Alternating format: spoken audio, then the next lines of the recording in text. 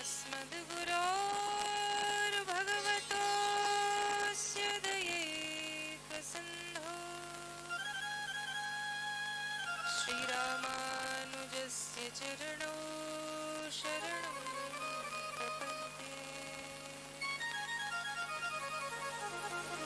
श्रीवत्सवंशकुमुदस्य सुधाकराय श्रीमद्वराङ्कुशगुरोश्चरणाश्रिताय शान्ताय सौम्य गुणरत्नविभूषिताय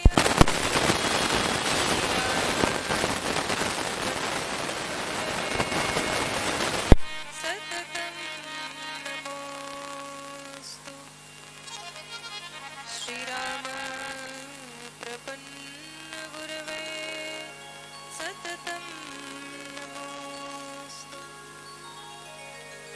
ज्ञानानन्दमयं देवं निर्मलस्फटिकाकृतिम् आधारं सर्वविद्यानां हयग्रीवम्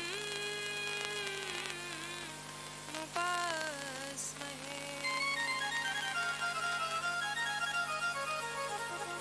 यस्य प्रसादकलया बधिरशृणोति पङ्गुप्रधावति यवेन च भक्तिमोकः अन्धः प्रपश्यति सुतं लभते च बन्ध्या तं देवमेव वरदं शरणं गतोऽस्मि। श्रीराम राम रघुनन्दन राम राम श्रीराम राम भरताग्रज राम राम श्रीराम राम शरणं भव राम राम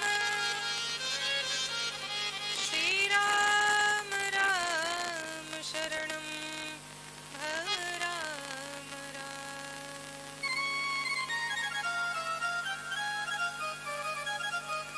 पधारिए हनुमान जी विराजिए महाराज।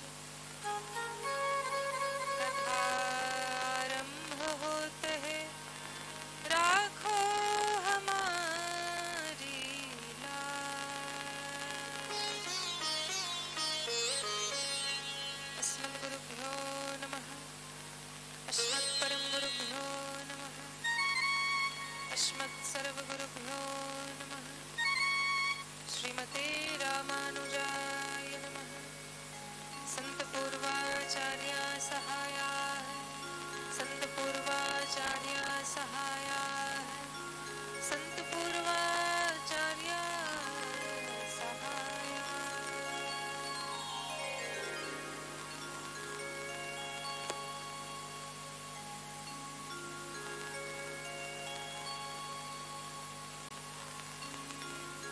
अनंत कोटि ब्रह्मांड नायक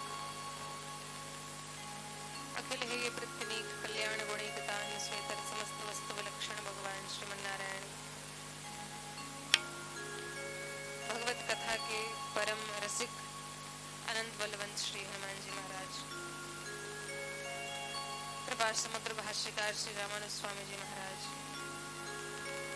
पूज्यपाद गुरुदेव भगवान, मंचस्थ कलाकारगण, आचार्य यजमान वृंद, समुपस्थित सभी भक्तिमयी माताएं, भक्तिमान बंधु, छोटे छोटे बाल गोपाल और जहां तक हमारी आवाज जा रही हो सभी श्रोता बंधु, सबके भीतर विराजमान श्री ठाकुर जी को मेरा शत शत प्रणाम, शत शत प्रणाम।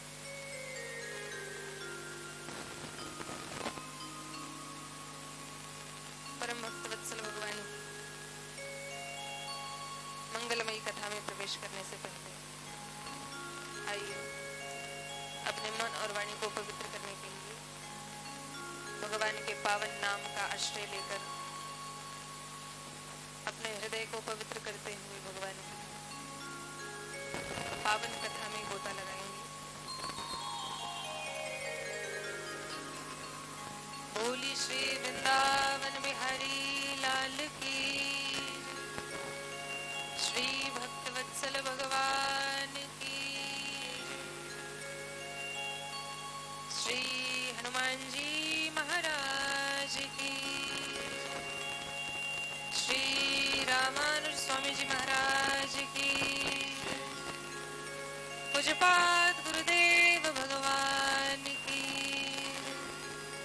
नगर बस्ती की सब श्रोता समाज की।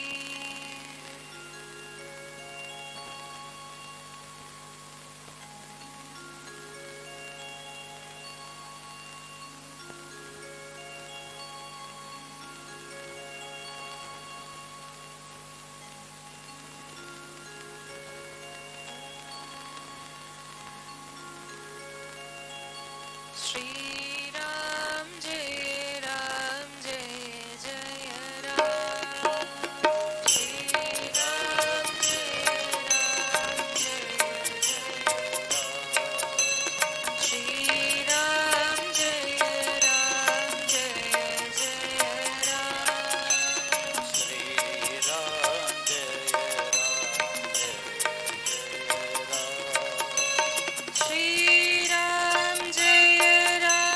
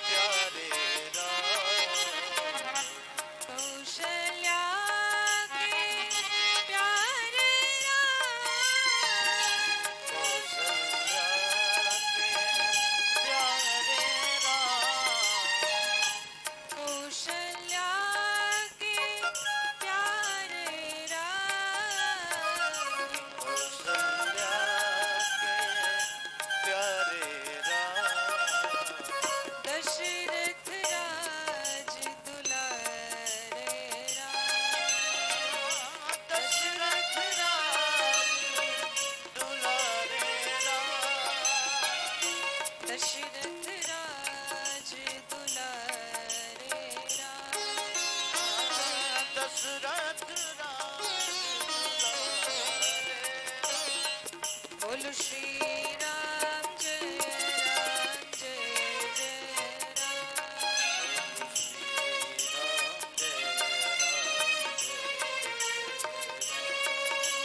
श्री राम जय राम जय जय श्री राम जय राम जय जय श्री राम जय राम जय जय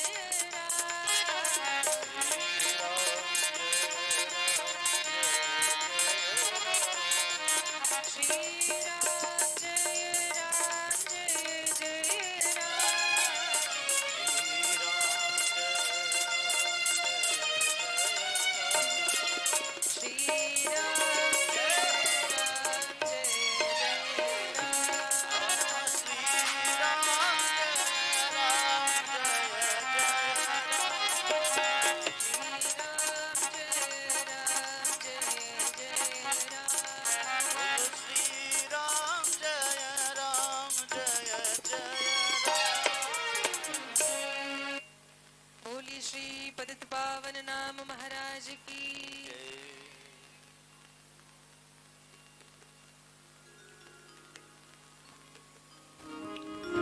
भगवान श्री सीतारामचंद्र जी की कृपा से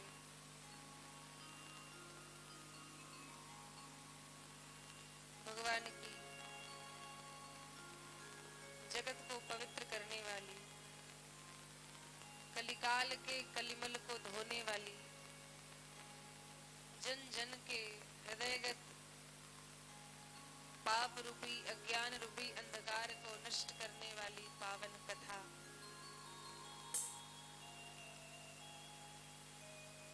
अनंत कृपावत्सल करुणा निधान भगवान के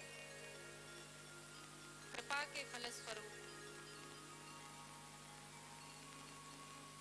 हम आप सबको अपने जीवन, अपने चरित्र को, अपने आचरण को, अपने हृदय को पवित्र करने के लिए यह दिव्य अलौकिक कथा भगवत प्रेरणा से हम आप सबके बीच में उपस्थित हुई है, प्रकट हुई है।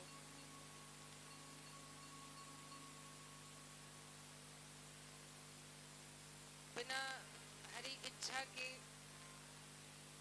भगवान को कोई जान नहीं सकता, पहचान नहीं सकता, सुन नहीं सकता, बता नहीं सकता, कह नहीं सकता। उनकी इच्छा होती है तभी कोई कहता है और उन्हीं की इच्छा होती है तभी कोई सुनता है। तो ये दिव्य पावन कथा गंगा, एक गंगा तो धरती पर बह रही है, सभी लोग उस गंगा में गोता लगाकर अपने शरीर के मल को, पाप को धोते हैं, अपनी गंदगी को धोते हैं, गंगा स्नान करके स्वयं को शुद्ध पवित्र समझते हैं। वो गंगा तो सबको, जन जन को पवित्र कर ही रही है। ये एक भगवान की कथा गंगा है। एक कथा को भी गंगा की संज्ञा दी है, क्योंकि गंगा के समान ही यह भी पवित्र करने वाली है। गंगा मैया तो हमारे शरीर को शुद्ध पवित्र करती हैं, लेकिन ये भगवान की कथा हमारे हृदय को पवित्र करती है, हमारे मन को पवित्र करती है। तो सब लोग गंगा नहाते हैं, तो अब कथा गंगा नहाने की बारी आई है। इस कथा गंगा में डुबकी लगाने की बारी आई है। और संत जन, आचार्य जन, गुरुजन यही कहा करते हैं कि भगवान को अगर कोई जानना चाहे, पहचानना चाहे, उनको प्राप्त करना चाहे, उनकी भक्ति प्राप्त करना चाहे, भगवान का प्रेम प्राप्त करना चाहे, तो भगवान यूं ही उसको प्रदान नहीं करते, पहले बहुत परीक्षा लेते हैं।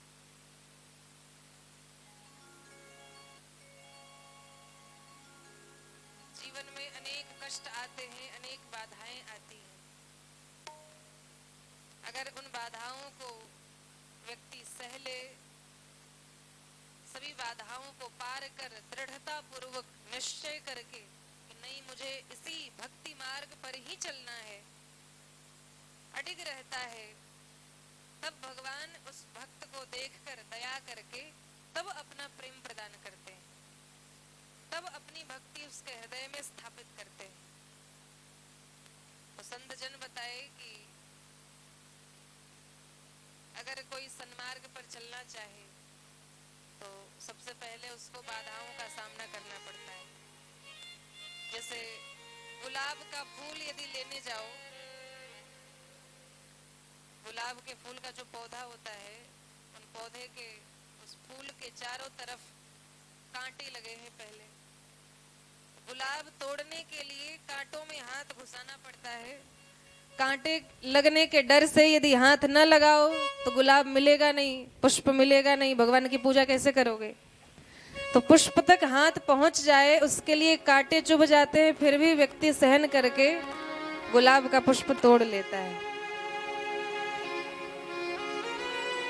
आप सबने कथा सुनी हो पहले शायद, जब समुद्र का मंथन होने लगा। किस लिए समुद्र का मंथन हुआ था? किस लिए हुआ था? बोले देवता और दैत्य राक्षस दोनों आपस में खूब लड़ते थे स्वर्ग का सिंहासन पाने के लिए। दैत्य कहते हम राजा बनेंगे, देवता कहते नहीं हम राजा बनेंगे।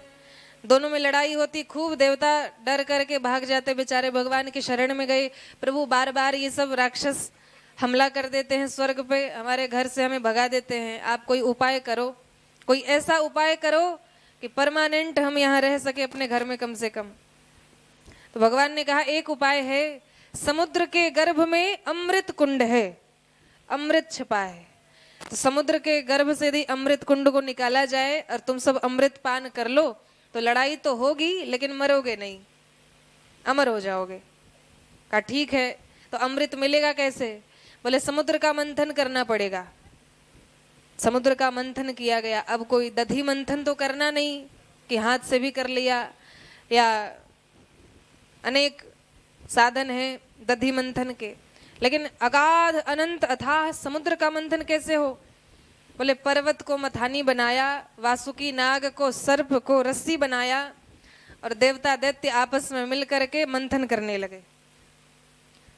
मंथन कर रहे थे अमृत के लिए, लेकिन सबसे पहले उस समुद्र से निकला हलाहल कालकूट विष, जहर। चाहते थे अमृत, मिल गया जहर।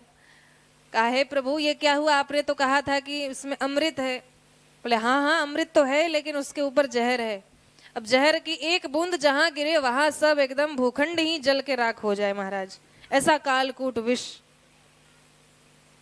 महादेव जी की शरण में गए सब, कहा आप बचाइए। तब उस कालकूट विष को भोलेनाथ ने अपने कंठ में धारण किया, तब नीलकंठ कहलाए। तो अमृत प्राप्त करना चाहते थे और मिल गया विष, जहर, तो छोड़ के भग जाते। अरे ये जहर लेकर क्या करे, मार ही डालेगा, छोड़ो अमृत नहीं चाहिए, अपने अपने घर चले जाते। लेकिन ऐसा नहीं किया, मंथन जारी रखा। 14 रत्न निकले समुद्र से और सबसे आखिरी में अमृत निकला। तो ये एक धैर्य की परीक्षा है। ये मानव जीवन में धैर्य कितना है किसी भी वस्तु को प्राप्त करने के लिए। ये कथा धीरज धारण करना सिखाती है। तो आज प्रथम दिवस और भगवान की कथा में सबसे पहले बाधा तो आती ही है, लेकिन इन बाधाओं पर ध्यान न देकर अब आज से 9 दिन तक सभी लोग समर्पित होकर, समर्पण भाव से, बिल्कुल सरेंडर होकर भगवान की कथा सुनो। और कथा का आयोजन जिस क्षेत्र में होता है, जिस स्थान पर होता है, उस स्थान पर संत कहते हैं सभी तीर्थ आके बस जाते हैं उतने दिन के लिए। सब देवी देवता आके बस जाते हैं। सर्वाणि तीर्थानि बसंती तत्र यत्रच्युतोदार कथा प्रसंग। सभी तीर्थ आकर के बस जाते हैं। तो यह क्षेत्र तीर्थ ही है समझो 9 दिन तक के लिए, क्योंकि भगवान की ऐसी पावन कथा, गंगा ही साक्षात तीर्थ ही बहते बहते इस क्षेत्र में आई है। तो 9 दिन तक आप सब कितना इस कथा गंगा में डुबकी लगाते हैं, क्या क्या प्राप्त करते हैं। जैसे समुद्र से तो पहले जहर निकला, लेकिन उसके बाद अनेक वस्तुएं निकली। लक्ष्मी माता भी समुद्र से ही निकली। पारिजात वृक्ष, कल्प वृक्ष इत्यादि, कामधेनु गाय इत्यादि बड़े बड़े सुंदर रत्न निकले समुद्र से। तो ये कथा गंगा भी उसी प्रकार है। इस कथा गंगा में जो डुबकी लगाएगा, जो अवगाहन करेगा, उसको मन चाही वस्तु प्राप्त होगी। इसलिए समर्पित भाव से सभी लोग एकजुट होकर एक दूसरे का सहयोग करके, ऐसा नहीं कि भाई उन्होंने कथा कराई तो वो जाने, हम कुछ नहीं जानते, देखा देखी बस प्रसाद के लिए आके बैठ गए। कुछ लोग इसलिए भी आए कि कौन आया है जरा देखें, कुछ लोग इसलिए भी आए कि कैसे बोलते हैं जरा देखें। तो ऐसा नहीं, भगवान की कथा के लिए श्री गोस्वामी तुलसीदास जी महाराज कहते हैं, जे श्रद्धा संबल रहित नहीं संतन कर साथ, तिन कह मानस अगम अति जिन हिन प्रिय रघुनाथ। देखो, किसी भी चीज को प्राप्त करने के लिए सबसे पहले ये जान लो कि इसको प्राप्त करने में बाधा क्या है। यदि बाधा जान जाओगे, विरोधी स्वरूप का ज्ञान हो जाएगा, पहले ही सावधान हो जाओगे, भाई ये बाधा आएगी तो हमें उससे पहले सावधान रहना चाहिए। तो संत कहते हैं, मानस में गोस्वामी जी कहते हैं, जे श्रद्धा संबल रहित, जिसके हृदय में कथा के लिए श्रद्धा नहीं है, प्रेम नहीं है, जिसने कभी सत्संग नहीं किया है, जो संतों को देखकर ही नाक चिढ़ाता है, जो संतों को देखकर ही खूब भरपेट बुराई करता है, नहीं संतन कर साथ, जिसने कभी सत्संग का लाभ नहीं लिया, जिसने कभी संतों को देखकर सर नहीं झुकाया, तिन्ह कह मानस अगम अति, उसके लिए ये मानस, ये राम कथा दुर्लभ है। आके बैठ जाने पर भी 9 दिन तक 4 घंटा खूब कथा सुनो, फिर भी कुछ समझ में आने वाला नहीं है। कब? जब श्रद्धा नहीं होगी, जब प्रेम नहीं होगा। इसलिए बार बार पहले ही बता दे रहे हैं। आज वैसे ही विलंब हो चुका है, विश्राम के समय प्रारंभ हो रहा है, इसलिए मुख्य बातें बताकर वाणी को विश्राम करेंगे, ताकि कल आप सब समय से आएं और समय से कथा पंडाल में पहुंचकर वक्ता के पहले श्रोता हाजिर होने चाहिए। ये कथा का नियम है। कहीं कथा का आयोजन हो तो बताया गया कि जिस प्रकार एक पिता अपने घर में अपनी बेटी का विवाह करता है, बेटी का विवाह करने वाला जो पिता होता है, सर पे कितना टेंशन होता है, कैसे होगा, कहीं इज्जत ना चली जाए, कहीं कोई कमी ना हो जाए। कर्ज लेकर भी अपनी सारी इच्छाएं पूरी करता है, खूब धूमधाम से अपनी बेटी का विवाह करता है, इधर उधर से सहयोग लेकर के, सबका साथ लेकर के, सबको मना करके, सबको फुसला करके, सबको हाथ जोड़ करके, विनम्रता पूर्वक सबको निमंत्रण देकर। उसी प्रकार ये कथा का आयोजन ऐसा ही होना चाहिए। भाई जो कराए वही समझे, ऐसा भाव बिल्कुल मन में न आना चाहिए। सब लोग मिलकर के इस कथा में सहभागी बने, अधिक से अधिक बढ़ कर के हिस्सा ले, भाग ले, जिससे जो बन पड़े वो सहायता करे और सब प्रकार से स्तंभ बन करके और 9 दिन तक भगवान की कथा को सफल करें। देखो, भक्त संकल्प करता है और भगवान उस संकल्प को पूर्ण करते हैं। भगवान शक्ति देते हैं, सामर्थ्य देते हैं। इसलिए भगवान सब करने वाले तो वही हैं, करणम कारणम कर्ता विकर्ता गहनो गुहा, लेकिन माध्यम भगवान सबको बनाते हैं। तो आप सब अपने आप को वही माध्यम मानकर, छोटा बच्चा से लेकर नर नारी युवा वृद्ध बालक सब मिलकर इस कथा को सफल करें। कोई आकर सफाई करे, कोई प्रसादी बांटे, कोई कुछ करे, कोई कुछ करे, सब छोटी छोटी सेवाओं को लेकर और इस आयोजन को सफल करें। श्री गोस्वामी जी ने मानस की रचना करने से पूर्व मंगलाचरण किया है और मंगलाचरण करके सभी शास्त्रकारों ने यही जाना कि किसी भी शास्त्र की रचना करने से पहले कवि मंगलाचरण करता है। क्यों करता है? बोले हमारा कार्य निर्विघ्न पूर्ण हो जाए, इसलिए मंगलाचरण होता है। भगवान से प्रार्थना करके, सबसे निवेदन करके आप हमारी सहायता करें। किसी भी शुभ कार्य में सर्वप्रथम मंगलाचरण किया जाता है और जितना मंगलाचरण गोस्वामी जी ने किया रामचरितमानस की रचना के पहले, ऐसा मंगलाचरण कहीं भी किसी भी ग्रंथ में ग्रंथकार ने नहीं किया। सबने किया, एक श्लोक में कर दिया, 2 श्लोक में कर दिया बस, लेकिन गोस्वामी जी ने भर भर के मंगलाचरण किया, सबको मनाया है। भगवान को तो मनाया ही, जीव जंतु पशु पक्षी सबको मनाया है। इतना तक कि भूत बेताल राक्षस पिशाच सबको प्रणाम किया है महाराज। भाई सब हम पर प्रसन्न हो।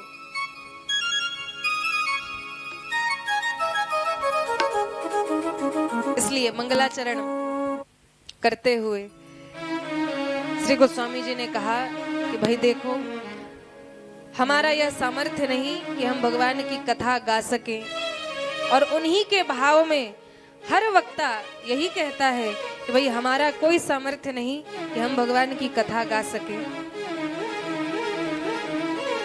निज बल बुद्धि भरोस मोहि नाही, ताते विनय करो तुम पाहि।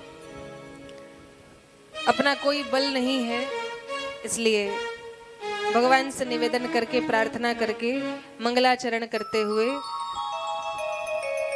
कार्य को प्रारंभ करते हैं। वर्णानामर्थ संघानाम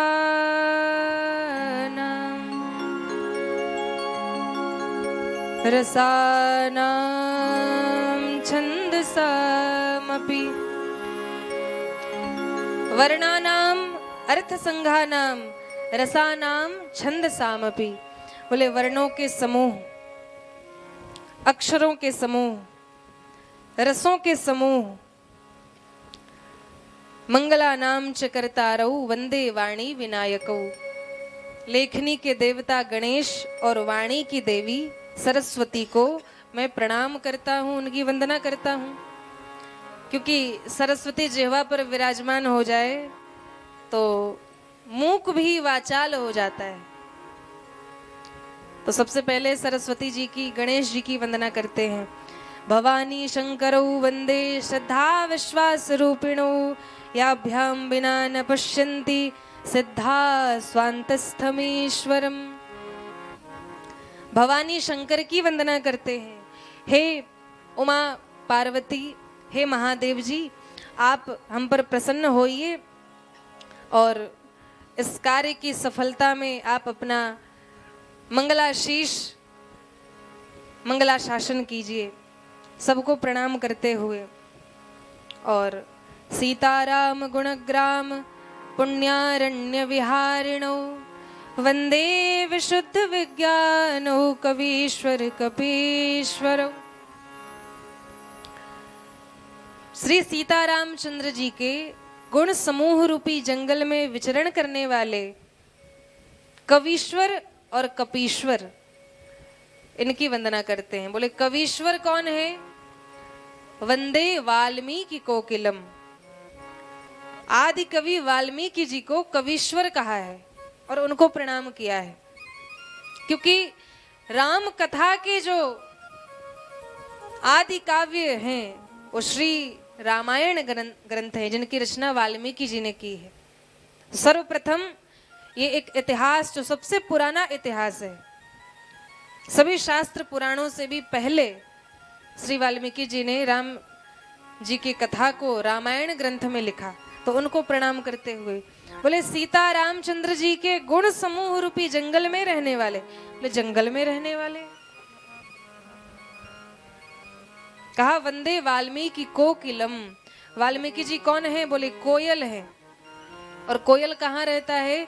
बोले जंगल में रहता है। लेकिन यह कोयल सामान्य जंगल में रहने वाला नहीं है, यह कोयल तो सीता रामचंद्र जी के गुण समूह रूपी जंगल में रहने वाला है।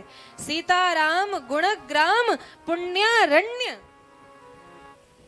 गुण समूह रूपी अरण्य में विचरण करने वाले श्री वाल्मीकि ऋषि को मैं प्रणाम करता हूँ। और कपीश्वर, कपीश्वर श्री हनुमान जी की वंदना, वो तो वानर स्वरूप है ही, वे भी भगवान के गुण समूह रूपी जंगल में इस डाल से उस डाल पर भगवान की लीला गाथा में कभी इस लीला का दर्शन, कभी वीर रस का दर्शन, कभी माधुरी रस का दर्शन, हर लीला का दर्शन करते हैं। और जो कथा जैसे श्रोता हनुमान जी हैं, ऐसे श्रोता आज तक कहीं नहीं हुए। बोले राम जी जब अवतार काल की कार्य को पूर्ण करके अपने स्वधाम को गमन करने लगे, तो संपूर्ण अयोध्या वासियों को लेकर के अपने धाम में गए, सभी लोग को लेकर गए। हनुमान जी से कहा आप भी चलिए। हनुमान जी कहे नहीं, हाथ जोड़ लिया। बोले क्यों? सब कोई चाहता है कि मुझे मोक्ष मिले, वैकुंठ मिले, आप यहां रह के क्या करेंगे? यहां क्या लाभ है? तो हनुमान जी ने कहा प्रभु आप मुझे ये आशीर्वाद दीजिए, ये वरदान दीजिए कि जब तक आपकी कथा इस धराधाम पर है, क्योंकि भगवान की कथा केवल इसी लोक में, इसी धरती पर और मनुष्य शरीर में ही सुनने को मिलता है। स्वर्ग में कथा नहीं मिलती, नरक में तो और नाम भी सुनने को नहीं मिलता, वैकुंठ में भी कथा नहीं है। तो जो कथा से प्रेम करता है वो वैकुंठ को भी त्याग देता है। हनुमान जी कथा के रसिक श्रोता हैं।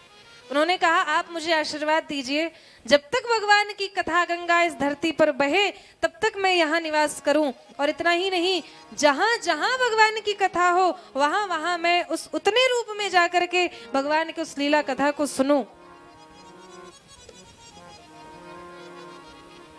यत्र यत्र रघुनाथ कीर्तनम तत्र तत्र कृतमस्तकांजलिम बाष्पवारि परिपूर्णलोचनम मारुतिम नमत राक्षसांतकम।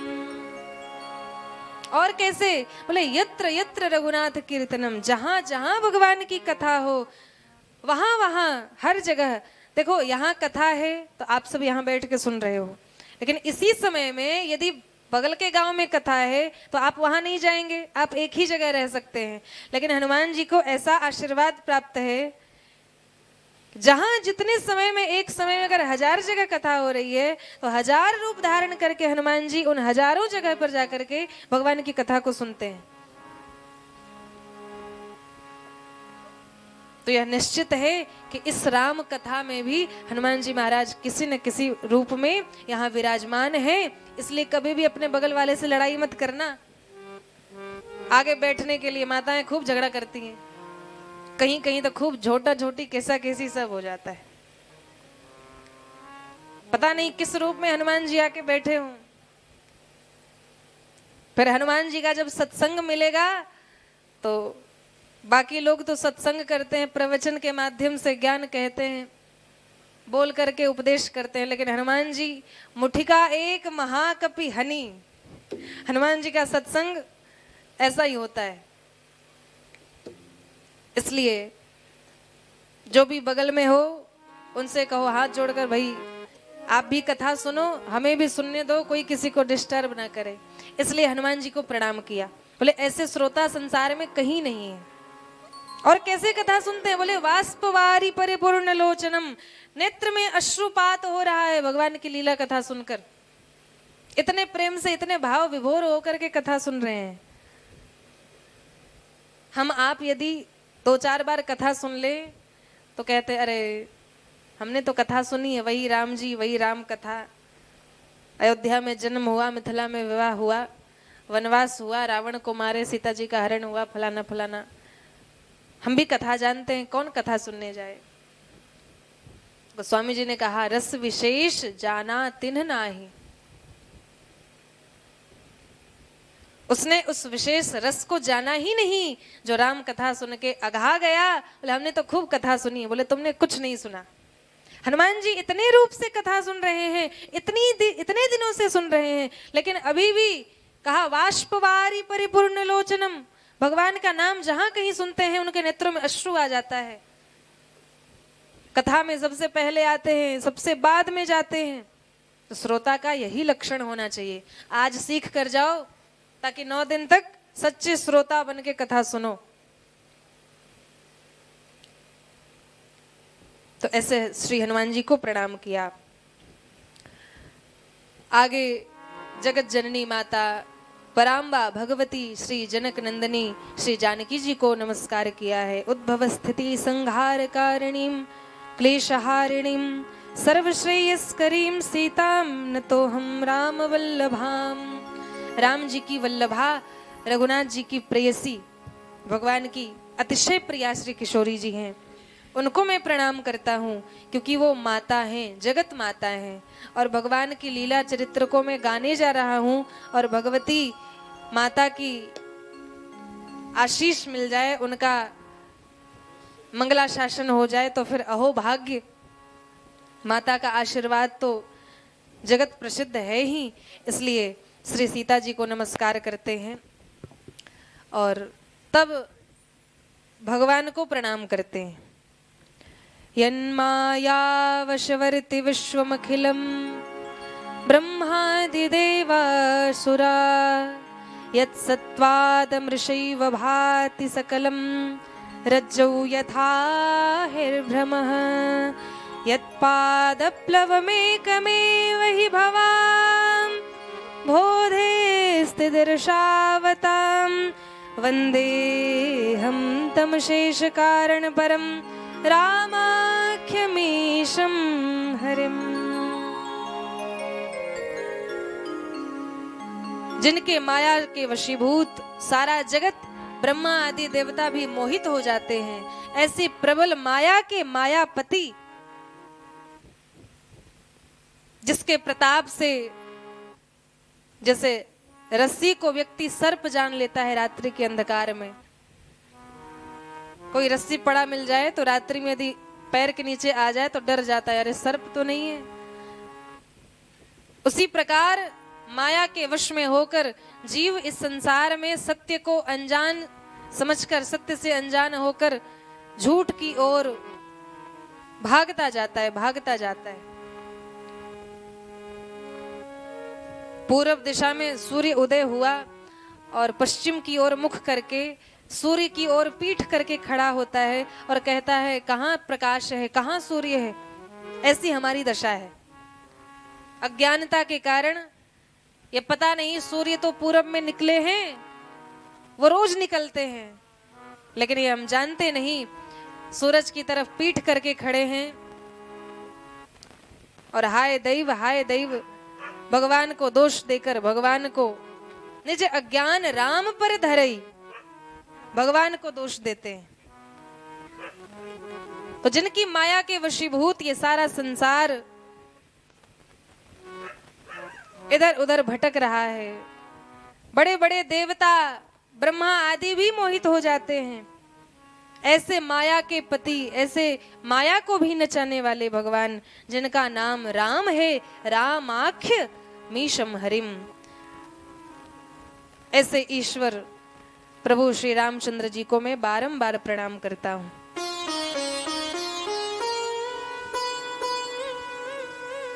आगे श्री गोस्वामी जी अपने इस रचना के प्रारंभ में यह प्रमाण देते हैं कि नाना पुराण निगमागम सम्मतम यत् भाषा रामायणे निगदितं क्वचिदन्यतोऽपि स्वान्तः सुखाय तुलसी रघुनाथ गाथा भाषा निबद्धमति मंजुलमातनोति।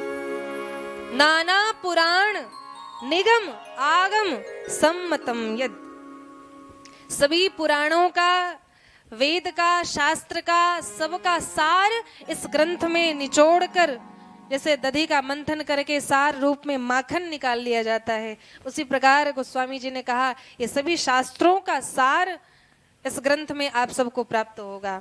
और मैं इस ग्रंथ की रचना स्वांतः सुखाय, अपने अंतःकरण को सुख प्रदान करने के लिए, अंतःकरण की शांति के लिए कर रहा हूं। सर्वप्रथम अपने गुरुदेव को प्रणाम किया है।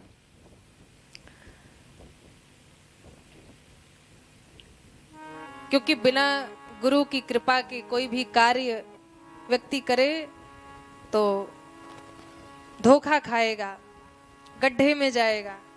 इसलिए गुरु के आदेश पर, उनके दिशा निर्देश पर, उनके मार्गदर्शन में रहकर जीवन को जीना, यही मंगलाचरण सिखाती है। श्री गोस्वामी जी ने, क्या उनके भीतर ऐसा सामर्थ्य नहीं कि वो भगवान की कथा गा सके? गोस्वामी जी कौन हैं? बोले वाल्मीकि जी के ही अवतार हैं।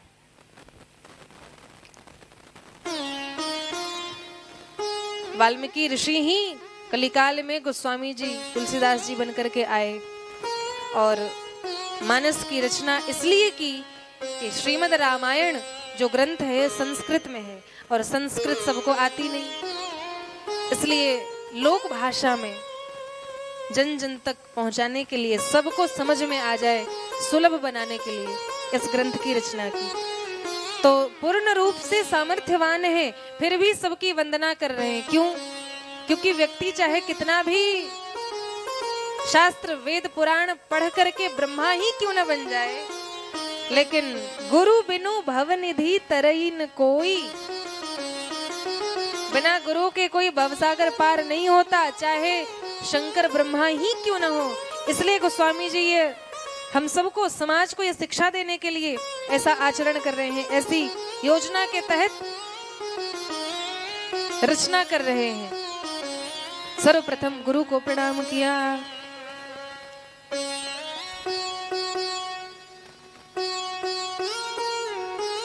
जो सुमिरत सिद्धि होई, गणनायक करिबर बदन, करो अनुग्रह सोई, बुद्धि राशि शुभ गुण सदन, मूक होई बाचाल, पंगु चढ़ई गिरिवर गहन, जासु कृपा सु दयाल, द्रवहु सकल मिली कलिमल दहन।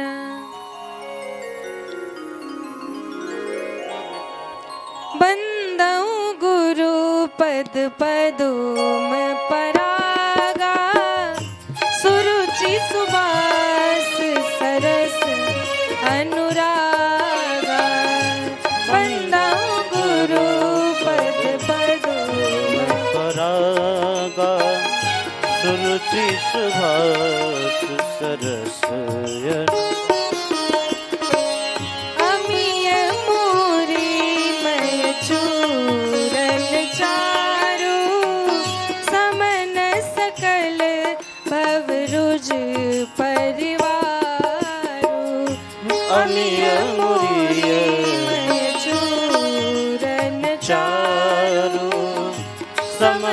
सकल भवरुज परिवार।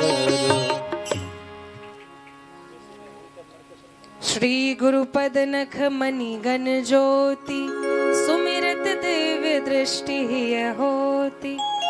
श्री गुरुदेव भगवान के चरण के नख का स्मरण करने से गुरु के पद के नख की खूब प्रशंसा की गई। और चरण में जो चरण का नख है वही आशीर्वाद देने वाला है। गुरु पद के चरण के नख के दर्शन से, उसके स्मरण मात्र से शिष्य के भीतर अज्ञानता का नाश हो जाता है, ज्ञान का प्रकाश हो जाता है। कहा गु शब्दस्त्वंधकार अस्ति, रु शब्दस्त निरोधकः, अंधकार निरोधित्वाद गुरु रित्य विधीयते। गु माने अंधकार और रु माने प्रकाश। जो भीतर के अज्ञान रूपी अंधकार को अपने ज्ञान रूपी प्रकाश से नष्ट कर दे, उसको प्रकाशित कर दे, वही गुरु है।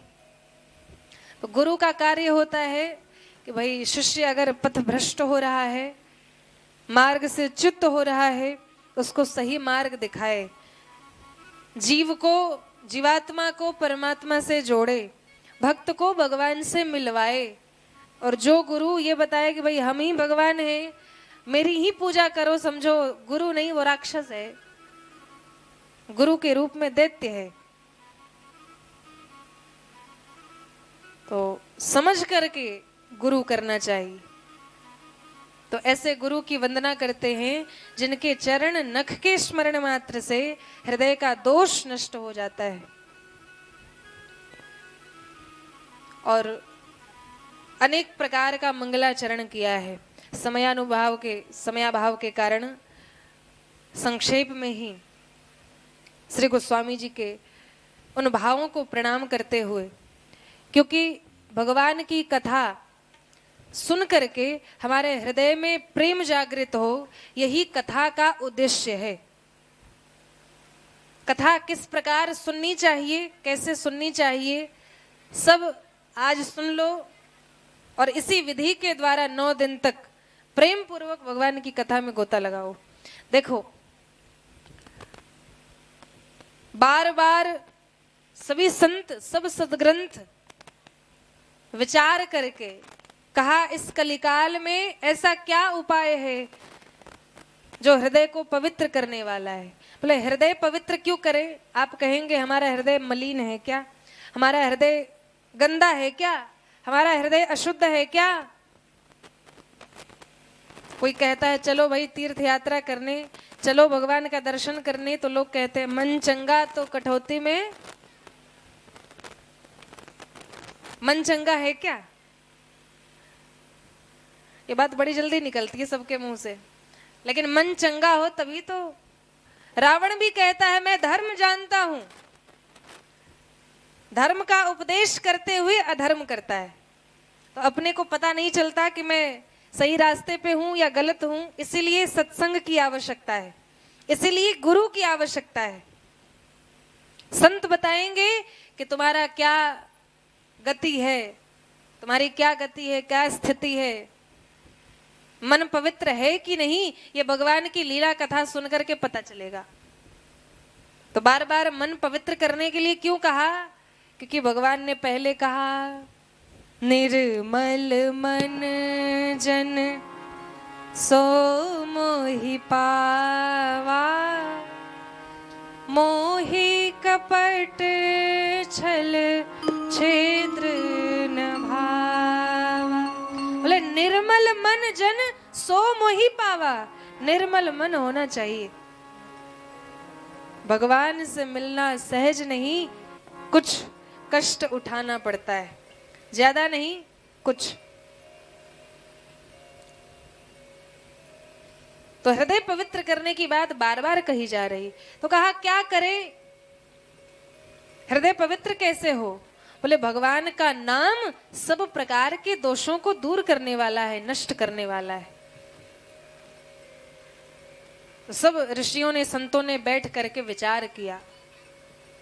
आलोड्य सर्व शास्त्राणि विचार्य च पुनः पुनः, इदमेकं सुनिष्पन्नं ध्येयो नारायण सदा।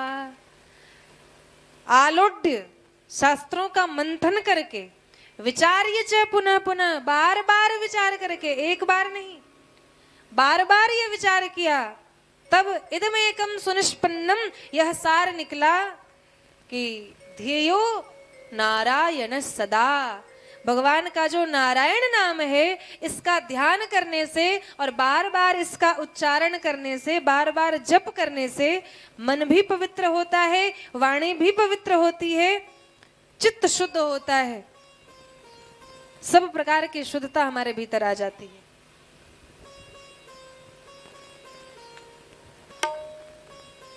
लेकिन ये सार निकल के तो आया, विचार करके, शास्त्रों का मंथन करके। तो दूसरे ऋषि बोले भाई एक बात बताइए, इस संसार में सबसे बड़ा आश्चर्य क्या है? इस दुनिया में सबसे बड़ा आश्चर्य क्या है? तब संतों ने कहा कि नारायणेति मंत्रोस्ति, वाग अस्ति वशवर्तिनी तथापि नरके घोरे पतति इति एतदद्भुतम। भगवान का अभी अभी बताया नारायण सदा ध्येयो, ध्यान करो। तो नारायणेति मंत्रोस्ति, नारायण जो भगवान का नाम है ये मंत्र है। आर्ता विषन्ना शिथिलाश्च भीता घोरेषु च व्याधिषु वर्तमाना संकीर्त्य नारायण शब्द मात्रम विमुक्त दुखा सुखिनो भवन्ति। और इसी बात को गोस्वामी जी मानस में कहते हैं, भाय को भाय अनख आलस हूं, नाम जपत मंगल दिशि दश हूं। किसी भी प्रकार से आर्ता विषन्ना शिथिलाश्च भीता, डर करके सुखपूर्वक भयभीत होकर आर्त स्वर से आलस में प्रमाद करते हुए क्रोध करते हुए कैसे भी नारायण शब्द मात्रम, नारायण ये इतना शब्द मात्र जो उच्चारण करता है तत्क्षण भगवान उसकी रक्षा करते हैं। तो नारायणेति मंत्रोस्ति, मंत्र है। मंत्र किसको कहते हैं? मंत्र माने मंतारम त्रायते इति मंत्रः, मनन करने वाले का जो रक्षा करे, मनन करने वाले की जो रक्षा करे। बोले नारायण शब्द है, ये मंत्र है। जो इस नारायण शब्द रूपी मंत्र का मनन करेगा, ये नारायण शब्द ही उसकी रक्षा करेगा, यही मंत्र उसकी रक्षा करेगा। मंतारम त्रायते, मनन करने वाले की रक्षा करता है। तो ये मंत्र ऐसा सुलभ है, बोले मंत्र को ऐसे ही कहीं नहीं बोला जाता। शुद्ध अवस्था में पवित्र होकर आसन पर बैठकर स्नान आदि करके आचमन करके तब मंत्र का उच्चारण किया जाता है। लेकिन हर समय हम मंत्र का उच्चारण नहीं कर सकते। लेकिन कहा भगवान का नाम हर समय लेना है, तो क्या करें? बोले नारायणेति मंत्रोस्ति, भगवान का नाम ही मंत्र है। और वाग अस्ति वशवर्तिनी, और हमारी जिह्वा हमारे वश में है। हम तो चाहे तो अपनी जिह्वा से खूब गाली बके, खूब एक दूसरे की निंदा करें, खूब बेकार की बातों में दिनचर्या बिताएं, बेकार की बात में दिन रात बस दूसरे की निंदा, दूसरे की चर्चा में अपने जिह्वा को थका दें, दिन भर केवल दूसरे की चर्चा करें। और यदि हम चाहें, जिह्वा हमारे वश में है, हम चाहें तो इस मंत्र का जप करके नारायण नारायण नारायण नारायण इस प्रकार बार बार उच्चारण करके हम इस संसार सागर से पार हो सकते हैं, अपने अंतःकरण को पवित्र कर सकते हैं। इस मंत्र के वश में भगवान स्वयं रहते हैं, और जो इस मंत्र का जप करता है भगवान उसके वश में हो जाते हैं। तो आश्चर्य क्या है? बोले नारायणेति मंत्रोस्ति, ऐसा सुलभ मंत्र। बोले और दूसरा कोई मंत्र हर समय नहीं जपा जाता, लेकिन जो नारायण ये शब्द है, इस मंत्र का उच्चारण कभी भी कहीं भी कैसे भी करना है। कोई नियम नहीं है, कोई विधि निषेध नहीं है, कभी भी जपो। और वाग अस्ति वशवर्तिनी, हमारी जीवा हमारे वश में है, हम जब चाहे तब नाम ले सकते हैं। लेकिन तथापि नरके घोरे पतति, इतनी सुलभता के बाद भी यदि हम नरक में गिर गए, यदि नरक में चले गए, तो इससे बड़ा आश्चर्य इस संसार में और दूसरा कोई नहीं है। इतनी सुलभता प्राप्त करने के बाद भी यदि हम अपना उद्धार न कर सके, तो फिर मानव जन्म लेना व्यर्थ है।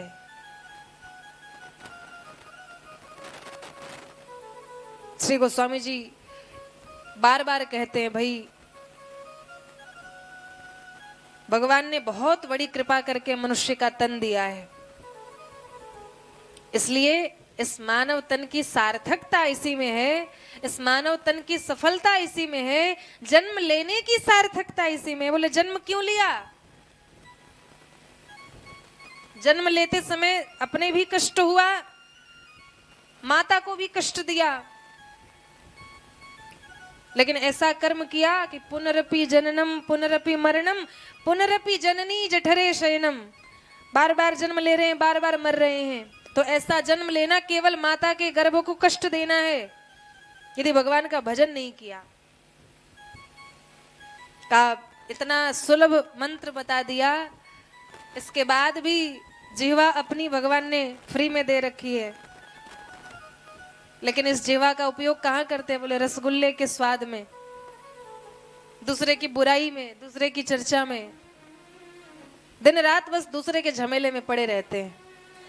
किसी भक्त ने भगवान से कहा, प्रभु हमारी आदत है, अनेक जन्म से यही तो करते आए हैं, दूसरे की चर्चा, केवल जन्म कर्म की चर्चा करते। भगवान बोले करो, कोई बात नहीं।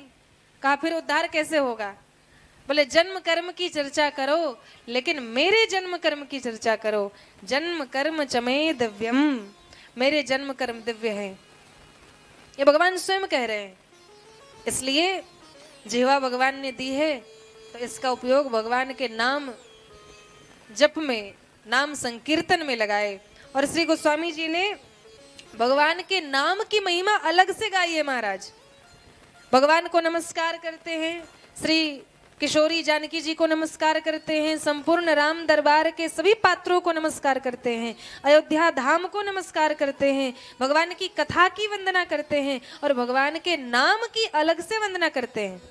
और नाम की वंदना करते करते इतना तक कह गए, कहो कहाँ लगी नाम बड़ाई, राम न सकहीं नाम गुण गाई। भगवान से भी बड़ा भगवान का नाम है।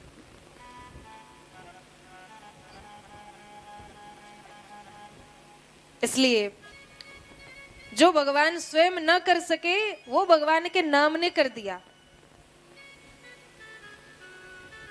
दंडक वन प्रभु कीन सुहावन, जन मन अमित नाम की पावन। दंडक वन प्रभु कीन सुहावन, जन मन अमित नाम की पावन। जन मन अमित नाम की पावन, जन मन अमित नाम की पावन। दंडक वन में गए भगवान वनवास के समय। दंडक वन को यह श्राप था कि तुम निर्जन हो जाओ। दंडक वन में एक भी हरा वृक्ष नहीं था, और भगवान का जैसे ही चरण उस वन में पड़ा, वो जंगल हरा भरा हो गया, सुहावना हो गया। तो एक भगवान ने एक दंडक वन को सुहावना किया, लेकिन जन मन अमित, अनंत जीवों के मन को भगवान के नाम ने पवित्र किया, भगवान के नाम ने उसको पावन किया, उसका उद्धार किया। इसलिए भगवान से बड़ा भगवान का नाम। और श्री गोस्वामी जी महाराज बड़ी सुंदर वंदना करते हुए और भगवान की कथा की महिमा, नाम की महिमा गाई। इसलिए कहीं भी कथा प्रारंभ होने से पहले कहा जाता है कि नाम संकीर्तन करो। अपने मन और वाणी को पवित्र करने के लिए नाम संकीर्तन करो, ताकि कथा में हम बैठे तो हमारा मन पूर्ण रूप से भगवान की कथा में ही लगे। ऐसा नहीं कि बैठे और मन बार बार चप्पल पे जा रहा है, चप्पल है कि नहीं, बार बार घर में जा रहा है, सब्जी बना के आए, जाके रोटी बनानी है, ऐसा नहीं। मन पूर्ण रूप से भगवान की कथा में जब तक यहाँ हो तब तक सावधानी पूर्वक इधर उधर चित्त ना जाए। जनक जी महाराज कथा सुन रहे थे और कथा के ऐसे श्रोता, आग लग गई नगरी में। आकर के सेवक ने बताया, महाराज नगर में आग लग गई। अब वहां बैठे जितने बड़े बड़े ऋषि महर्षि, याज्ञवल्क्य जैसे बड़े बड़े अमलात्मा विमलात्मा आकर के सत्संग करते थे। जनक जी बड़े ज्ञानी थे महाराज, तो सब सुनकर बड़े विचलित हो गए। कहा कोई बात नहीं, राजा है, संभाल लेंगे। तो जनक जी ने कहा कोई बात नहीं, बुझाने का प्रयास करो। थोड़ी देर बाद आकर के सैनिक ने कहा, महाराज आधी नगरी जल गई, अब किसी का आधा घर जल जाए और बात पता चले, यहाँ बैठे रहोगे? स्वयं तो उठ के भागोगे ही, सबको लेके भागोगे। जनक जी महाराज टस से मस नहीं हुए, चुपचाप बैठे रहे। कहा कोई बात नहीं, बुझाने का प्रयास करो। भगवान की कथा प्रेम से, मन में तनिक भी विचलन नहीं है, प्रेम से भगवान की कथा सुन रहे हैं। थोड़ी देर बाद आकर के कहा पूरी नगरी जल गई, महल में आग लग गई है। जनक जी ने कहा कोई बात नहीं, बुझाने का प्रयास करो। और जैसे ही कहा महल में आग लग गई, वहां जितने बैठे बड़े बड़े श्रोताजन थे, अपने आप को ज्ञानी मानने वाले महात्मा, सब उठ के भागे। हमारा लोटा कमंडल, हमारा कंबल सब जल गया होगा। अंत में जब प्रवचन विश्राम हुआ, अष्टावक्र जी प्रवचन सुना रहे थे। जनक जी से पूछा महाराज आपका सब कुछ जल गया, कुछ भी नहीं बचा, फिर भी आप टस से मस नहीं हुए, आपका मन विचलित नहीं हुआ, क्यों?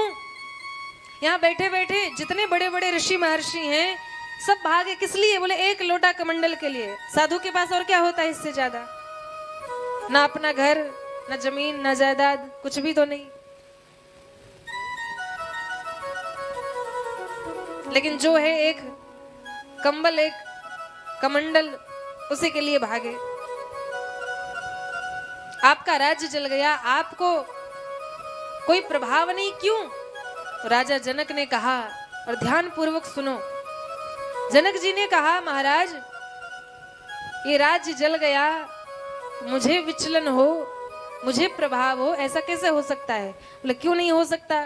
बोले नहीं हो सकता, क्योंकि ये राज्य मेरा नहीं है, सब कुछ तो भगवान का दिया है। भगवान यदि अग्नि रूप में उसको स्वीकार कर रहे हैं, मुझसे ले रहे हैं वापस, तो उसमें मेरा क्या गया?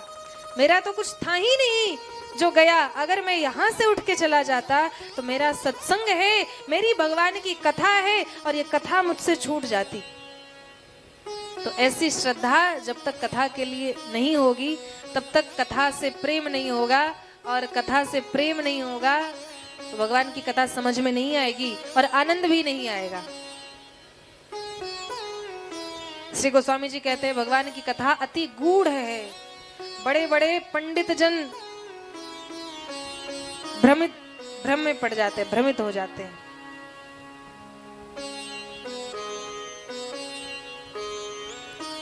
इसलिए समर्पित होकर के भगवान की कथा, सारी चिंता छोड़ करके, तो आज इन्हीं बातों के साथ वाणी को विश्राम करेंगे, क्योंकि समय अधिक ना हो जाए। आप सबको नवरात्र का समय है, कई भक्त उपवास भी कर रहे होंगे, इसलिए ज्यादा समय न लेते हुए, और कल से आप सब 6 बजे कथा पंडाल में उपस्थित हो जाएं और भगवान की मधुरमयी कथा श्रवण पान करें, और अधिक से अधिक संख्या में उपस्थित हों।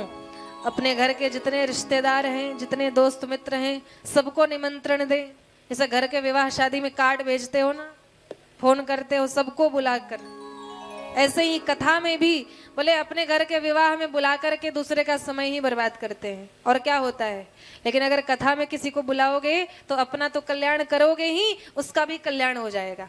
इसलिए सब परिवार और बंधु बांधवों के साथ सभी लोग उपस्थित हों और समयानुसार कथा को श्रवण करें, सफल करें। तो आइए दोबारा हरिनाम संकीर्तन, पुनः आरती। श्रीमन्नारायण नारायण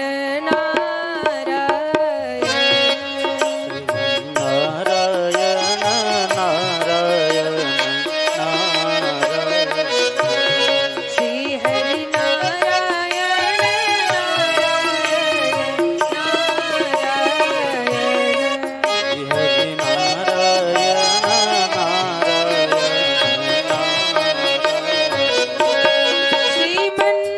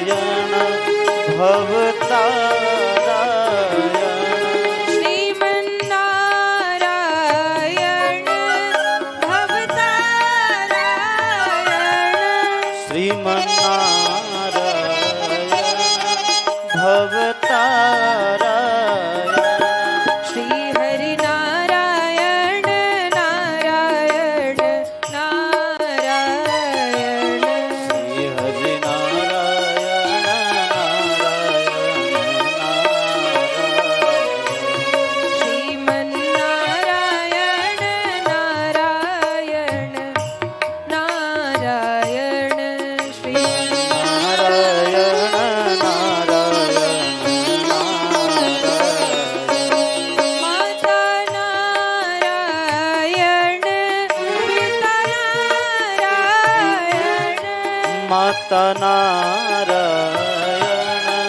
पिता नारायण, माता नारायण पिता नारायण, माता नारायण पिता नारायण, गुरुवर नारायण नारायण नारायण, नारायण नारायण नारायण, श्री हरि नारायण नारायण नारायण, श्री हरि नारायण नारायण नारायण, केशव नारायण माधव नारायण, केशव नारायण माधव नारायण। हाथ पे हाथ धरे बैठने के लिए कीर्तन नहीं होता है। प्रारंभ में भी बताया था, कीर्तन में ताली सेवा जरूर होनी चाहिए। दोनों हाथ ऊपर करके सभी लोग आज से सीख लो, कल से बताना ना पड़े। लंबे लंबे हाथ ऊपर करके सभी लोग, हाथ दिखने चाहिए सबके। केशव नारायण माधव नारायण, केशव नारायण माधव नारायण, राघव नारायण नारायण नारायण, राघव नारायण नारायण नारायण, श्रीमन नारायण नारायण नारायण, श्रीमन नारायण नारायण नारायण, श्री हरि नारायण नारायण नारायण, श्री हरि नारायण नारायण नारायण, श्रीमन नारायण नारायण नारायण, श्रीमन नारायण नारायण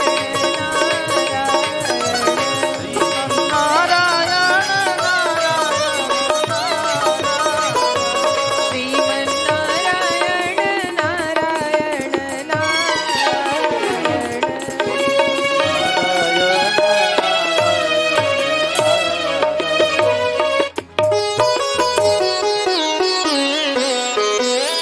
बोलिए श्रीमन नारायण भगवान की जय। श्री हनुमान जी महाराज की पूज्यपाद गुरुदेव भगवान की जय। नगर बस्ती की सब श्रोता समाज की जय। जय जय श्रीमन नारायण।